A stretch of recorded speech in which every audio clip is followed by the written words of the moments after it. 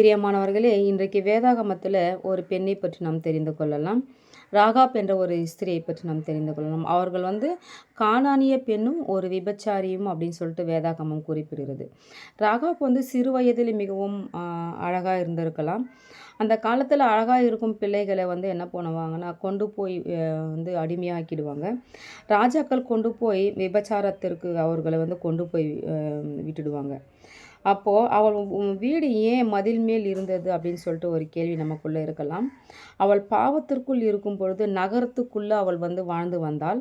அவள் தன் பாவத்தையெல்லாம் அறிக்கையிட்டு மனம் திரும்பி இது பாவம் என்று தெரிந்த பிறகு அவள் ராஜாவோட வார்த்தைக்கு கீழ்ப்படியாமல் இல்லை நான் இனிமேல் விபச்சாரம் செய்ய மாட்டேன் அப்படின்ற ஒரு நல்ல ஒரு இருதயத்துக்குள்ளே அவங்க வரும் பொழுது அந்த ராஜா என்ன பண்ணுறான் அப்படின்னா மதில் மேலே அவங்க வீடு இருக்கட்டும் அப்படின்னு சொல்லி அவங்கள என்ன பண்ணுறான் ஊருக்குள்ளே வைக்காமல் வெளியில் கொண்டு விட்டுறான். அதனால தான் அவர்கள் வீடு மதில் சுவற்றில் இருந்ததா அப்படின்னு சொல்லிட்டு நம்ம வேதாகம் சொல்கிறது.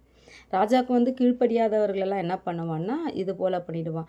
ஏன் அந்த மாதிரி பண்ணுறாங்க அப்படின்னா அப்போது காட்டு மிருகங்களோ இல்லை யுத்தத்திற்கு வர யுத்தர்கள் என்ன பண்ணுவாங்கன்னா படையெடுத்து வரும்பொழுது இந்த மதில் சுவர் மேலே வரும்பொழுது அவர்களை கொன்று போடுவாங்க. அவங்க மரித்து போவாங்க அப்படின்னு சொல்லிட்டு என்ன பண்ணுவான் அவங்களுக்கு இது போல் ஒரு தண்டனைகள் அவங்க இது போல் இங்கே தான் வாழணும் அப்படின்னு சொல்லிட்டு ஒரு கட்டளை இருந்ததுனால தான் அவங்களோட வீடு என்ன இருக்குன்னா மதில் மேல் அவங்க குடியிருந்திருக்காங்க. அவங்க தேவனை அறிந்திருக்கிறாங்க. இயேசுவாவின் புத்தகத்தில் பார்க்கும்போது உங்கள் தேவன் பயங்கரமான ஒரு தேவன் நான் அறிந்திருக்கிறேன் அப்படின்னு சொல்லிட்டு அதனால தான் என்ன பண்ணுறாங்கன்னா வேவுக்காரர்களுக்கு அவங்க ஹெல்ப் பண்ணுறாங்க.